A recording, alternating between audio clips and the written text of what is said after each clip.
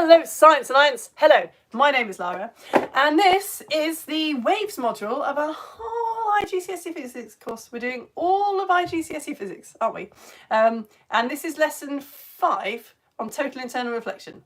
So I'll do like a little kind of quick recap of what's happened before. And then we'll go on. Right, I'm just gonna, do you know what? Sorry, I know this is the YouTube version of the lesson and it's supposed to be all fancy and slick, but I'm just gonna quickly cover something up so that you can't see it, so that I can reveal it, because I want you to think a little bit more about things than I made people think the first time I taught this lesson. Right, do that, there we go, do that, copy that, put that over there, do that, yeah, brilliant. Move that over there. Splendid. Right, so if I say to you angle of incidence and angle of refraction, do you remember what that is? So we've been talking about how when light travels through different medium, so like water is a medium, air is a medium, a vacuum I suppose is a medium, glass, it changes direction because it speeds up or slows down. You remember this? If you say that this pen, actually this pen, is a ray of light, then ray of light travelling at an angle through a glass of water and then hitting air, it would travel. Can you see that the lid of the pen is getting to the air first? You remember this? So if that part of the wave gets to the air first, then it speeds up. It's easier for light to travel through air than it is through water. You would say that the air is optically less dense. Water is more optically dense. So the pen behaves the same way as light. It hits the air. This bit of the pen, the lid speeds up. This bit of the pen that's still in the water, that stays slow, travelling slowly, so you get this bending effect. Just like if we got one foot stuck in treacle and the other foot was still wading through water, we'd end up sort of spinning. So the light does this. The pen gets into the air, speeds up, and it bends like that. Is that all right? And we were looking at how if you draw a normal, which is a kind of imaginary line that we show with a dash, like that at right angles to the surface of the water, then you can talk about different angles. If you didn't hear my commentary at the beginning on the holding page, I am dressed as a gardener because in Lego Story Show we've been talking about No Mo May. Don't worry about it. I just thought it would kind of spice up these lessons if I didn't get changed. Also, I couldn't be bothered. So here we go. Let's say that this is water, this is air. You've got a ray of light, as we just discovered, coming out. One side hits the air first, and so you get this bit turning effect. So where's the angle of incidence? Do you remember? This is the incident ray, the one coming out. So the angle of incidence is between that incident ray and the normal. And this is the refracted ray, the one that has changed direction. So this is the angle of refraction here, the one between the refracted ray and the normal. Is that all right? What we didn't look at last week is what happens if you make this angle of incidence bigger. What happens if, say this is a laser, instead of shining my laser like that, I move it out slightly. What happens? What do you think happens? What's going to happen? Well, what happens is, hopefully you can see it in this, I've moved the ray out slightly and the angle of incidence has got bigger as well. Okay, let's take that a little bit further. What's going to happen if I move this out again? What is eventually going to happen if I keep making this angle of incidence here bigger and bigger and bigger and bigger and bigger? Some of you will know, because some of you watched this lesson when I did it 2 years ago. You get this happening. Gasp. Wow. What's that? Well, again, glad you asked. This angle here, this angle of incidence that makes a ray of light travel along the boundary, that has got a really special name. Let's see if I can draw it here. It's got a very special name. It's called the, excuse all the mess on my board. It's called the critical angle. So let's say this is water, this is air, this is our normal. So this is our angle of incidence here. Can I be cool and just call it I now? Are we all right with that? That's the angle of incidence. If you get that angle of incidence to a certain size, and it varies, the angle of incidence will vary depending on what the mediums are. If you manage to get that ray of light travelling along the boundary, in other words, what has actually happened if that ray of light is travelling along the boundary is you've got an angle of refraction of 90 degrees. Then that's a very special angle, and we call it the critical angle. Shall I be a proper teacher and write that on the board? Critical angle. So it's quite a lot of complicated words, that. I'm hoping that showing it to you will help. The critical angle is just the angle of incidence which makes the angle of refraction be 90 degrees. Hello, Jacob. Jacob's just let me know they're watching. Very cool. Can you see that? So this is the angle of incidence, the angle between the normal and the incident ray. Once that incident ray gets to a certain angle, you get this light travelling along the boundary. So, in other words, the angle of refraction is 90 degrees. So that makes that's the critical angle. All right? What happens if we go even further? What happens if we end up at an angle that's even bigger than the critical angle? Well, if you notice the name of this lesson, that's quite a big clue. I'll show you what happens. What happens is something called total internal reflection. Yay! So instead of coming out into the air, the light gets internally reflected into the water. Lara, I hear you cry. Can we do an activity with household objects to demonstrate this in action? Yes, we can, friends. I remember it took me absolutely ages to come up with this a couple of years ago, but now it's nice. I'm reteaching this module, so I've just got it. What I want you to do is to cut a piece of paper about the size of a small postage stamp, please, and draw a little picture on it. It can be any picture you like. It can be in colour, if you like. What should I draw? Yesterday I drew a cupcake. I'm going to draw a cupcake again. I like drawing pictures of cupcakes. So cut a tiny piece of paper, like I say, about the size of a postage stamp, and draw a picture on it, please. It can be in colour, it doesn't have to be. And we're going to look at total internal reflection happening. The only other thing that you need is some sellotape and scissors and a glass of water. And we're going to stick this tiny little picture onto a glass of water so that we can see total internal reflection happening. Have you finished drawing? I tell you what, while you're finishing off drawing, I'll give you one other crucial piece of information. Well, shall I give it to you now? Yeah, I'll give it to you now, and then the activity will hopefully help you to remember it. The thing is, I feel like this is already quite complicated. The thing is, total internal reflection only happens if, I don't know, I'm holding this, but here children, draw a picture of a cupcake. You draw whatever picture you like, just draw a picture on that piece of paper. Total internal reflection only happens if light is travelling from something that is more dense into something that is less dense. So it only works if light is travelling from water into air. It wouldn't happen if light was travelling, say, from air into water. But hopefully this activity will help you to remember that. So when you've drawn your little picture, it doesn't have to be very good, does it? We're not crafting, we're doing an activity for science reasons. Please get a piece of sellotape, find the end of your sellotape, and then stick your little picture to the side of your glass of water at the bottom. Now, people on Facebook were pointing out yesterday that I should be doing this upside down, so I will today. So I've turned my picture upside down. You can do that as well if you like. And I'm sticking it right to the edge of the glass. There we go. Right at the edge of the glass. Upside down and back to front. So facing inwards and upside down. Is that all right? So while we're waiting for everyone to catch up with that, how are you going to see total internal reflection happening in this situation? Okay, so I'm just looking through the glass, and I'm seeing it looks a little bit bigger. Well, look at why it looks bigger. I think the lesson after half term. There's no lesson next week if you're watching live, so it's half term. The lesson after that, I think we'll start on lenses, like how magnifying glasses work. I think so. So it looks a bit bigger, but we won't talk about that now. How do I use this setup, this upside down picture facing inwards into a glass of water to see total internal reflection? Well, at the moment, obviously, we only see anything when light travels from the thing into our eyes. So at the moment, light is travelling from that picture through the glass of water, slowing down a bit, but not bending, because it's just coming sort of straight at me in a straight line. So I'm just seeing a picture of an upside down cupcake. But if you get down, last week of term, you can hear the amount of the rubbish under my desk. A bit of turf there for reasons. Come down here with me and look upwards and see what you see. Wow, look at that. Isn't that nice?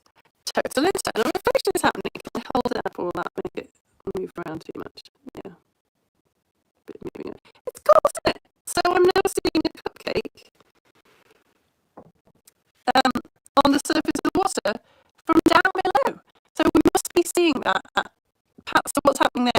is being totally internally reflected. It's travelling from the cupcake, it's hitting the surface of the water from below, and then it's travelling back through the water and through the glass, and into our eyes. It's good, isn't it? There you go.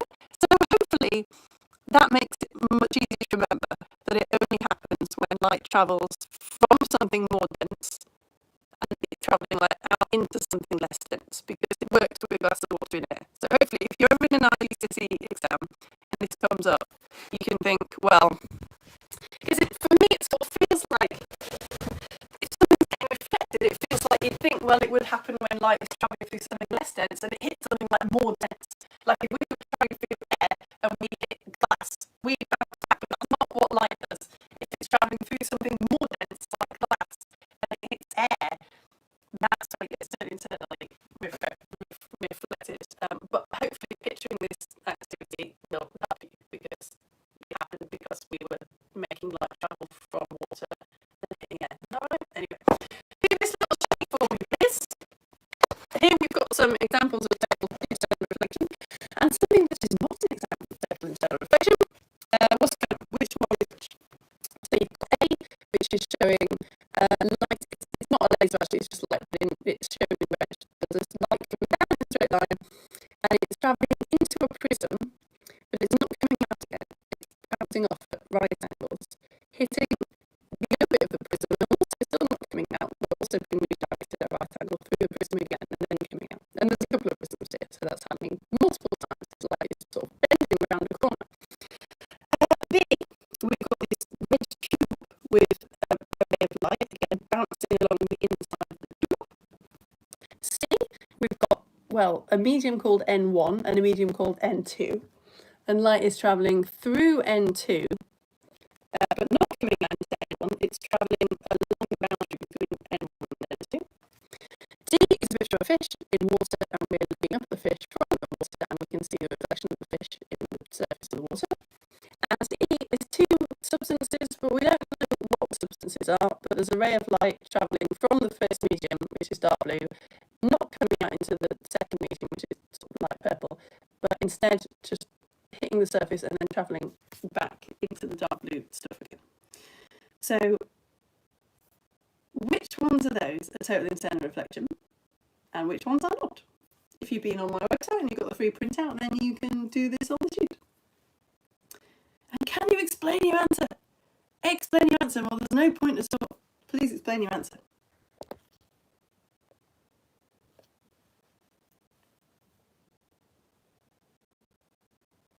And if you've finished, can you tell me what you think A and B are?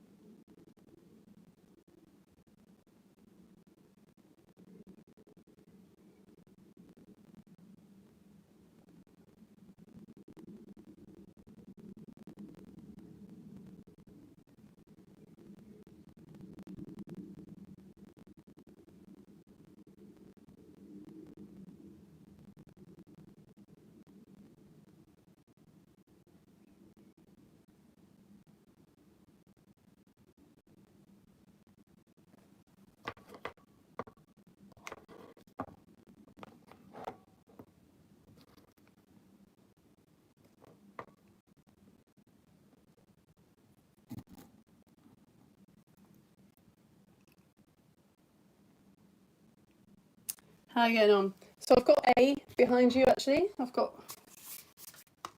what A sounds like.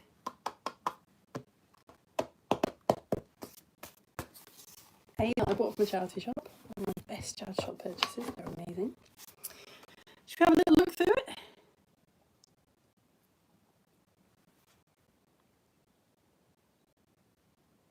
Okay, let's have a look. So A was probably the most confusing diagram, wasn't it? A is total internal reflection happening. Because you can see probably the best way of seeing it is this bit here. The light is travelling in a straight line through the prism, but then it's not coming out of the prism. It's being totally internally reflected again at a right angle and coming out again. B, that is total internal reflection happening as well. We'll talk more about why in a sec, but yeah, there's a sort of red medium and the light is shining towards a black medium, but it's not going into the black medium, it's returning into the red medium again. D, that is total internal reflection. That's pretty much the activity that we just did, isn't it? E, that dotted line is a normal, and well, what can you say about these two medium, even though you don't know what they are? That would be quite a good IGCSE question, wouldn't it? This is definitely total internal reflection happening. So the bottom medium must be denser than the top medium, right? So maybe it's traveling through water and hitting air. We don't know. It could be traveling through glass and hitting air, but whatever. That is total internal reflection happening. C is not total internal reflection. Can you remember the name for this angle here? It's called I, the angle of incidence, but it's a special angle of incidence, isn't it? What's the name for that angle? The angle of incidence where you get the light travelling along the boundary. That is the critical angle. So if that angle gets even a tiny little bit bigger, then we will get total internal reflection. But at the moment, that's the critical angle. So the angle of refraction has become 90 degrees. Cat's eyes on the road use total internal reflection. What a brilliant idea. Here's how they work. Basically, a big piece of glass, light travels from car headlights into the piece of glass, gets totally internally reflected. So there you go, it doesn't come out into the air, it just gets reflected again and stays in the glass. And that happens again until it bounces out, and it's a sort of really nice, really cheap way of lighting up the roads. And binoculars, that's what A was, that's what I've got behind me. Do you know, it didn't occur to me. I bought my binoculars from a charity shop. I did not research them carefully, and it didn't occur to me until I taught this lesson the first time that obviously, how do binoculars work? Light travels through this big lens here and gets to your eye, but they're not lined up, are they? Obviously, something is happening here to make the light change direction, and what is happening is there is indeed a prism there, and total internal reflection is eventually sending the light into my eye. Very cool. So periscopes work the same way, so there's only one of them. This red tube we will come to again.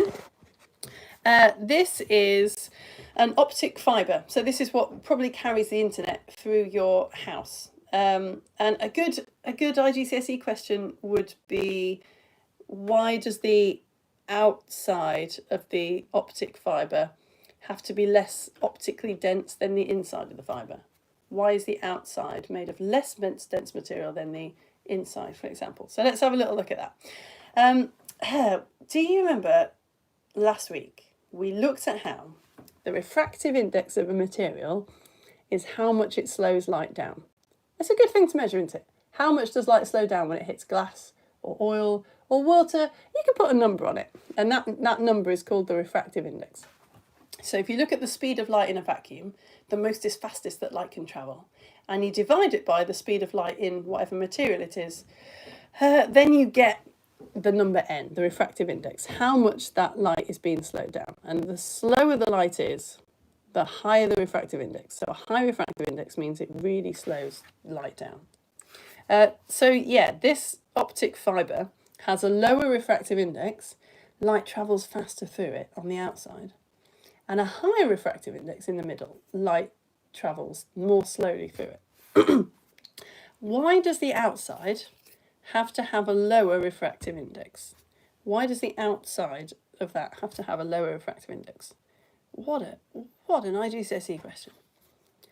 Why does the outside have to have a lower refractive index? So what I'd be doing is thinking, okay, what is refractive index? How much light slows down? The higher the refractive index, the more light slows down. So the lower the refractive index, the faster light goes. So the outside light travels faster, so it's less dense. And the answer is because total internal reflection only happens when light is travelling from something that's more dense towards something that's less dense. Yeah, if you had the inside being glass and the inside being air and the outside being glass, it wouldn't work. It would come out. Anyway, I'll give you some past paper questions on that. Right, we need a little maths interval because I've been talking about sine without really telling you what sine is. You don't really need to know. I mean, obviously when I was teaching in a classroom, kids would come into my physics classroom having already had maths lessons, and it was all kind of designed so that they would know what they needed to know and I wouldn't have to teach them the maths. But you're all in different places with maths. Some of you will know what sine means, some of you won't. If you're just doing IGCSE physics, you don't have to really, you can just plug the number in. But very quickly I'm going to show you what sine means, because you might be like me, you might need to understand things before you really take them in. So in one of our past lessons, we've done about sine in the force of motion lesson. Certainly the first time I taught this course. So let's just have a quick look. If you've got an angle and you want to know what it is, let's call the angle theta, because that's often what it gets called, a mystery angle. Then what you can do is you can say the sine of that angle equals the side opposite the angle, the length of the side, just roll with it, roll with it. The side opposite the angle, we'll call that O, divided by the long side of the triangle, the hypotenuse, that's what the sloping side gets called. The sine of the angle equals the side opposite the angle divided by the long side, the hypotenuse. Let's put an example in to try and make this make sense. So let's say we've got this triangle here. We've got this mystery angle theta. The side opposite theta is 1 long, 1 meter, it doesn't matter. Let's just say it's 1 unit long. And the hypotenuse is 2 units long. So we could plug that in and say, okay, the sine of theta is 1 divided by 2, right? So the sine of theta is a half, 0.5. What you do then, if you've done any rearranging of equations, it's kind of just the same thing with squaring or timesing. If you want theta on its own, you've got to unsine this side. And then because you've done that, you also have to unsine the other side. Whatever you do to one side, you do to the other. So you unsine theta to get theta, but you have to then unsine 0.5. And to what unsine is sine minus 1. So if you've got a calculator on you, you can say, all right, sine minus 1 of 0.5, and you will tell you what theta is. So to do sine minus 1, I'm going quite quickly because, like I say, some of you will know this already. If you've got a calculator with sine on it, you might well have a shift button, and you'll see that sine minus 1 is written above in yellow. If you press shift and then sine minus 1, that pops up, right? So we'll do sine minus 1, 0.5, close the bracket. So that's unsigning 0.5, and the answer is 30, a nice round number. It's like I planned it that way. There you go. So that's what we're doing today. Like I say, you don't actually really have to understand that. You can just plug it into your calculator. So you might get a question like this. So we've looked at how the refractive index of a material, how much it slows light down, is sine I, sine of the angle of incidence, divided by sine R, sine of the angle of refraction, right? We did that last week.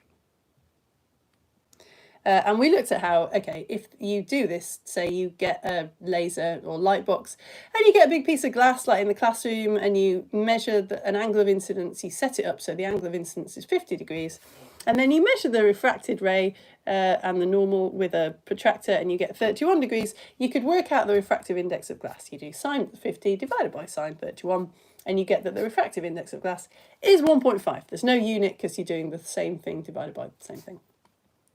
Well, there's also an equation for the critical angle. Can we call it C instead of I when it's a critical angle? Is that all right? So that's the angle of incidence that makes the angle of refraction be 90 degrees. So we'll change that to C. That's the critical angle.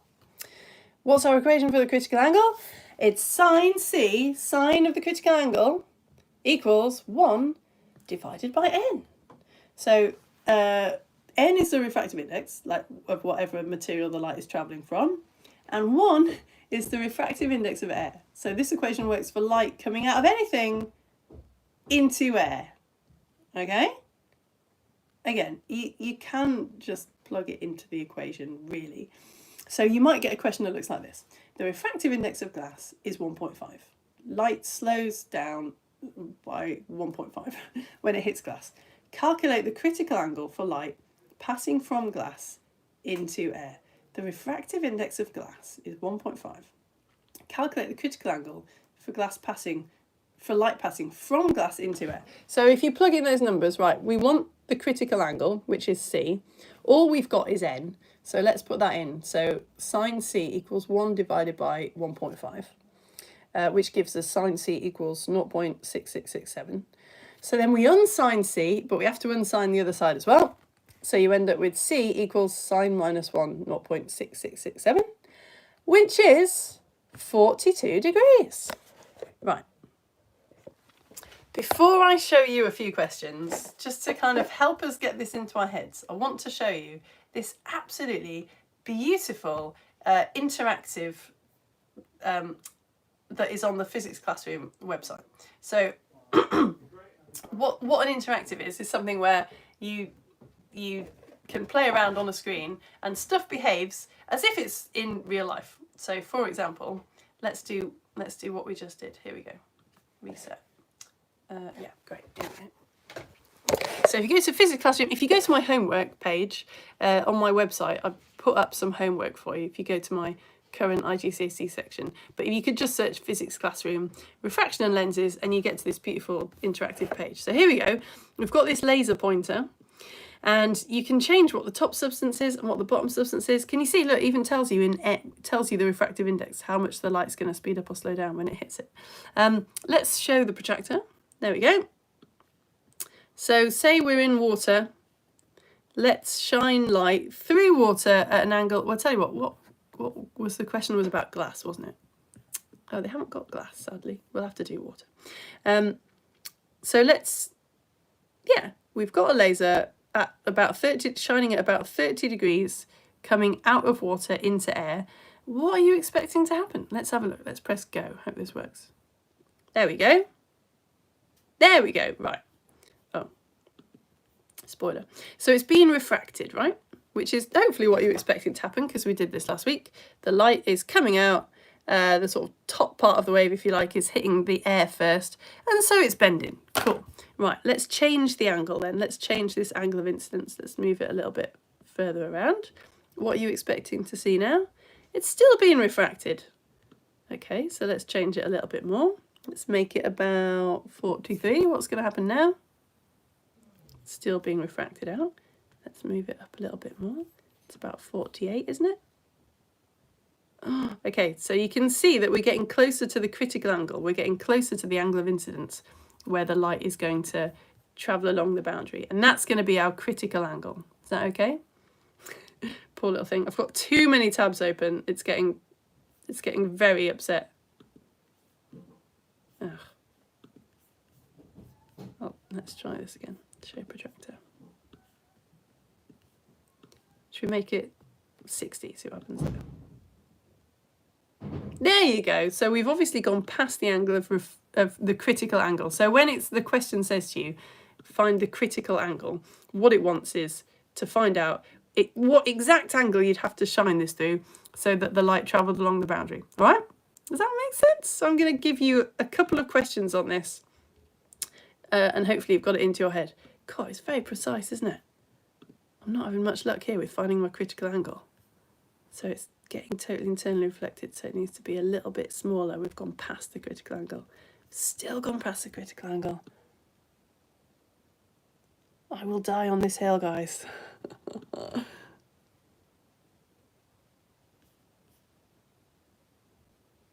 Oh, forget about it. Right.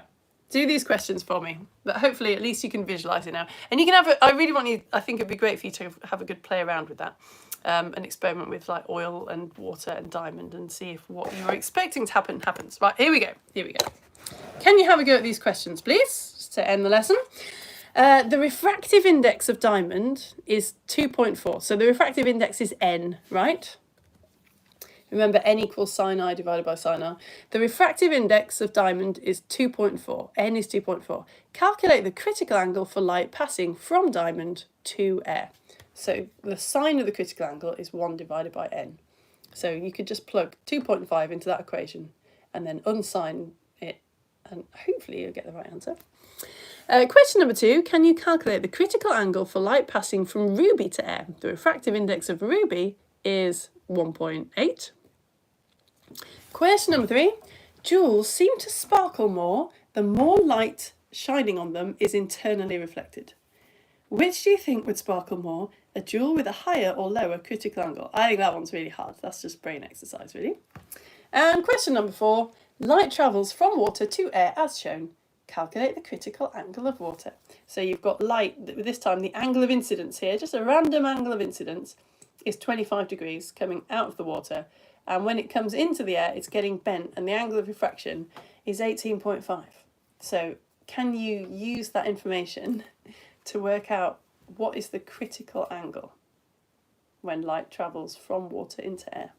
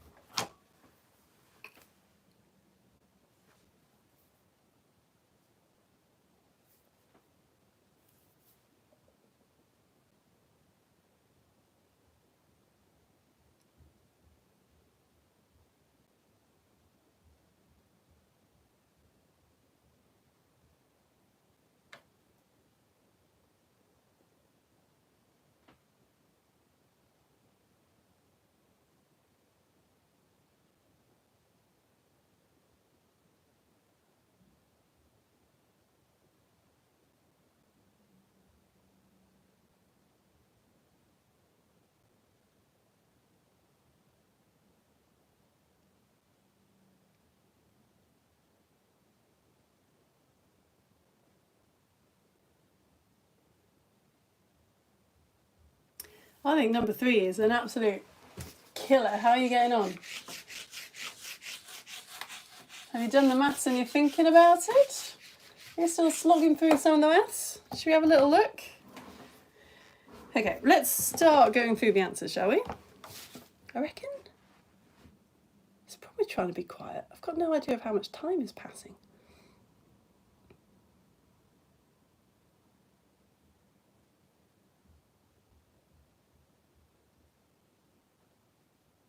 If you've finished and you're getting really bored, then I'm really sorry. You'll just have to, I don't know, like and subscribe. You can go over to my Facebook page, like I always say, when I'm live on YouTube. I think you should be able to comment on this YouTube video unless I've accidentally turned the comments off again. But at the top of my Facebook page, if you're watching live, there is a post saying, I'm live on YouTube. Comment here. Jacob's already said hello. Right, let's go through it. And then there might be something that you're thinking of that happens in real life, which completely disproves everything I've told you. So I just want to quickly mention that before you go. Right, the refractive index of diamond is 2.4. So what's the critical angle for light passing from diamond to air? Well, you want the critical angle, so we're going to use sine c equals 1 divided by n, and the refractive index is n, which is 2.4, so sine c is 1 divided by 2.4, which is 0.4167. So you need to unsine it, so you need to do the sine, shall I put it into my calculator for you? So that's, you've got to be careful, especially if you're in the exam. Hopefully you would sort of clock that that's a weird angle. That's the sine of the critical angle. So to get the critical angle, you need to do sine minus 1, 0.4167. Sine minus 1, 0.4167, close bracket. So the answer was 24.6. Well, I think I've rounded it up to 25 degrees. There you go. Number 2, calculate the critical angle for light passing from ruby to air. So it's exactly the same again, but it's just a different refractive index. So the answer is, the other answer was 25. Sorry if that was too fast. Sine of the critical angle is 1 divided by 1.8 this time, which is 0.5556. And then the sine minus 1 of the 0.5556 is 0.33.7 degrees. So 33.7 degrees is the critical angle for light passing from ruby into air. All right, number 3 then, this thing about jewels sparkling more. Well, the critical angle of diamond is 25, but the critical angle for ruby is 33.7 degrees. So which one is going to sparkle more? Well, the more light is totally internally reflected, the more a jewel seems to sparkle, right? That's what makes jewels so sparkly and lovely, is all of the light that comes from them into your eyes at all different angles. Sort of makes the sparkles. So let's go back to our interactive, because that'll help. The critical angle for diamond is less than ruby. So, in fact, I can even make the bottom substance diamond here. So would having a smaller refractive index, a smaller critical angle, would that be better? And the answer is yes, it would be. Look at that, because you've got, so the critical angle for ruby is smaller than this. So, wait, yeah. Wait, do I mean smaller? No, sorry, I don't. Yeah, I do mean smaller. So the critical angle for ruby is in its 20s, and for diamond is in the 20s. The critical angle for ruby is in the 30s. So that means that for a diamond, you've got all these extra angles, if you like, where the light is totally internally reflected. So with a ruby, that would still be shining out, whereas with the diamond, it's getting totally internally reflected. Is that okay? So more total internal reflection opportunities with a diamond than there is with a ruby. I don't think they're going to ask you about it. I just researched it and I thought it was interesting. Light travels from water to air, as shown. Calculate the critical angle of water. Well, there was just an extra step in this one, wasn't there? You had to take that angle of incidence and that angle of refraction and put them into this equation to find out what the refractive index of water was. And then you had to do the second step. So the refractive index of water is sine I divided by sine R. It can be any I and R as long as they're paired together. So it's the sine of 25 divided by the sine of 18.5, which you can plug into your calculator, and you end up with the number 1.3. So that's the refractive index of water. That's how much it slows light down. And then we can use that to get the critical angle. So I've said, when you're doing calculations, don't round up halfway through. Like if you get an answer that's more than that on your calculator, just use that number. But for simplicity, let's say it's not 1.3. Sine of the critical angle is 1 divided by 1.3, which gives me the sine of the critical angle is 0.7508. So the critical angle is the unsigned version of 0.7508, which is 49 degrees. We did it. This is often a big mistake made at IGCSE is getting panicky and doing half of the steps and then thinking that you've answered the question and moving on, but just make sure that you've got an answer that makes sense. If they're asking for an angle, then it needs to be in degrees. Okay, so that is pretty much the end of the lesson, except there's a very, very common, lovely, everyday occurrence, which just doesn't fit with what I've told you today. What's happening here? You wander through a woodland and the sun is shining and you look down into a lake or a pond or a river and you see the reflections of the trees above in the water. Why? What's going on? What's happening? How do you explain that? How do you explain that? Does that match what I've just told you today?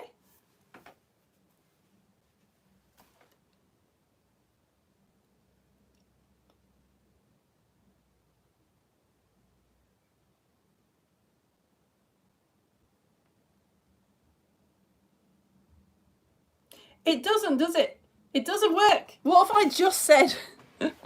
I've told you that total internal reflection only happens when light is going from a denser medium into a less dense medium. So it works here with our glass of water activity because light was travelling from something more optically dense, water, out into air, less dense. But what's happening there with the reflection of water on a lake? That would be light travelling from a less dense material, air, hitting a more dense material, water, and being reflected off. So what's happening? Is nature wrong? Am I lying? Well, I wasn't lying, but I was simplifying because your exam will simplify as well. So you might have noticed I accidentally showed it to you a bit earlier. There's this button here on your interactive called Show Partial Reflection. And if you show the partial reflection, I tell you what, let's hide partial reflection first of all. This is water, this is air. So if we click this, then what we would expect to happen is that light gets totally internally reflected, right? Because we've gone past the critical angle for water. If I click show partial reflection and I do that again, watch what happens. Oh, sorry. Let's go into the air.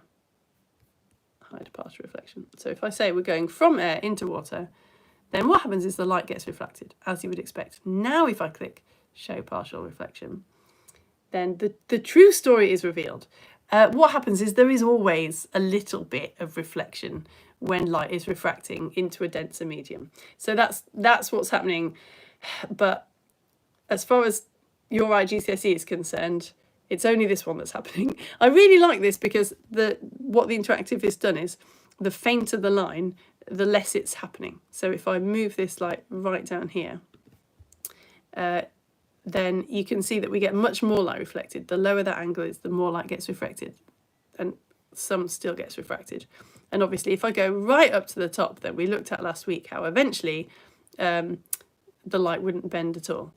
But there's always a little bit of reflection. So when you're looking at an image like that, what's happening is a lot of the light is shining into the water, getting refracted and going into the water, but some of it is getting reflected into your eye, which is what you're seeing. I've probably made it wildly more confusing. Everything that I've told you is true.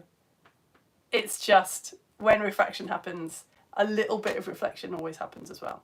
Okay, when refraction happens, a little bit of reflection always happens as well. But don't worry about that for your exams.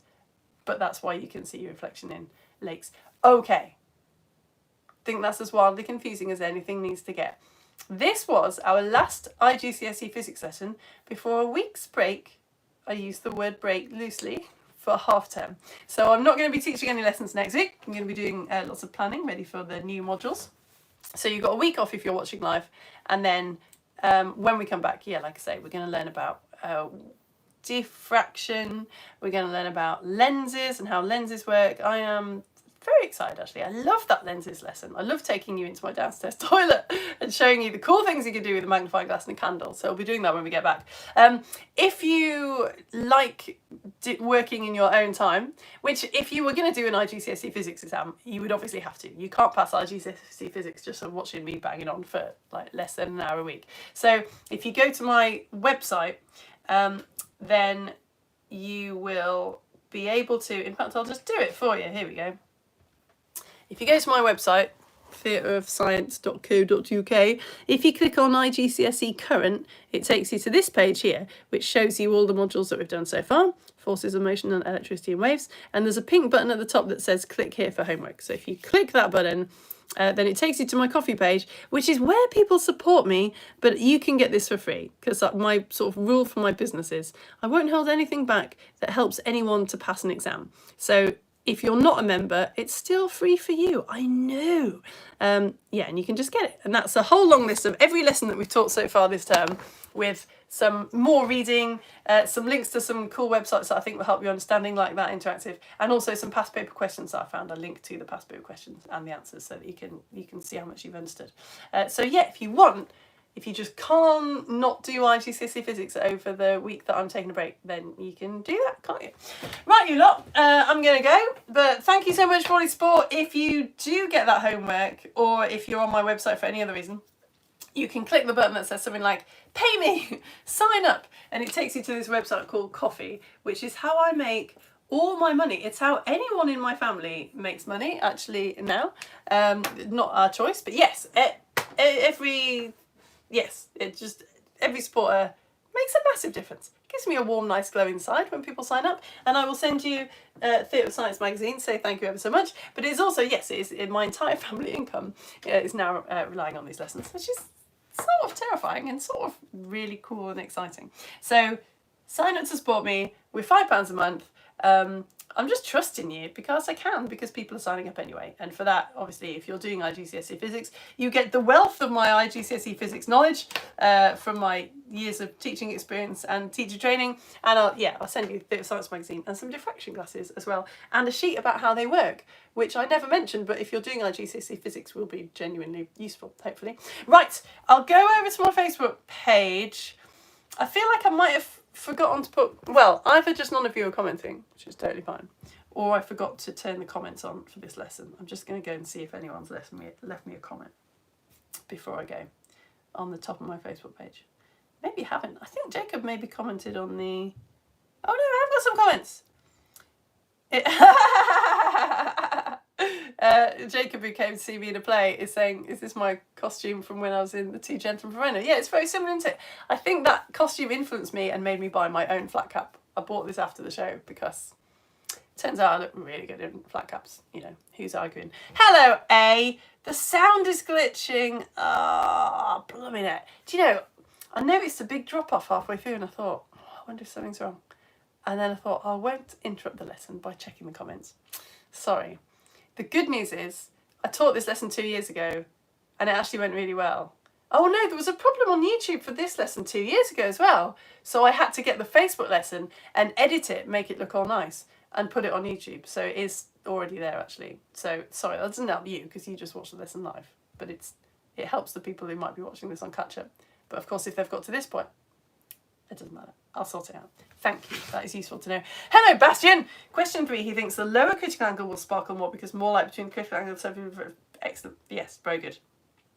Oh, hello, Neve. Hello. And Freya's here. Amazing. Hello, Freya. Excellent. Ah, it's nice to hear from you lot. I'll just refresh because it's maybe not showing me some comments. Yeah, I think it is. Let's refresh again just to make sure. Okay, yeah. So no lessons next week because half term. And then I'll see you all the week after. For if you watch my all ages lessons, we're going to be doing woodlands, badgers and soil and all that. Oh, I'm excited. I love starting a whole new topic. It's just all this knowledge just waiting to be discovered. Excellent. Yes, I've said hello to everyone. Freya, Neve, Jacob, Bastian, A. I know your name, but I won't say it. Hello, and thank you very much for coming, and thank you very much for watching on Catch Up. I can't believe you got this far if you're watching on Catch Up. You are an absolute hero. You deserve some sort of medal. I will see you all in a couple of weeks. Bye!